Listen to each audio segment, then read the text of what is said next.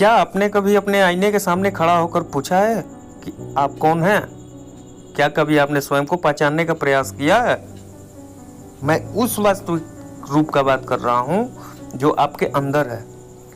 चेहरे में हो रहे तो पहचान में आ ही जाते हैं, लेकिन उस वास्तविक रूप का पहचान करना बहुत ही कठिन होता है। दार्शनिकों के अनुसार मनुष्य को स्वयं को पहचानना बहुत कठिन कार्य है। जब आप अपने को पहचान लेंगे, अपने सारे गुण, सारी शक्तियां अपने अंदर की जान लेते हैं, तो अपने आप ही प्रगति की ओर बढ़ने लग जाएंगे।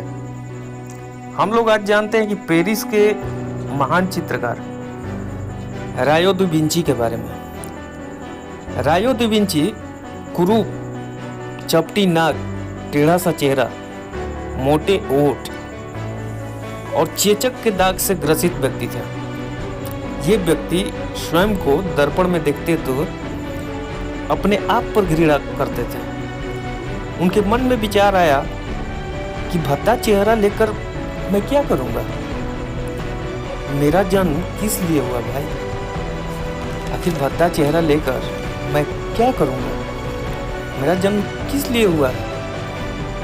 उनकी अंदर अचानक आत्मा की आवाज आई और वे अपने आत्मा की सुने कि चित्र बनाने में बहुत परफेक्ट हो,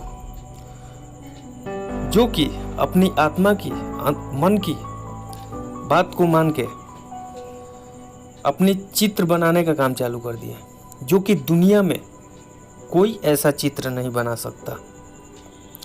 और उन्होंने सौंदर्य चित्र बनाने में अपनी कामयाबी हासिल कर ली, जिसके कारण चित्रकला का जनक माना जाता है।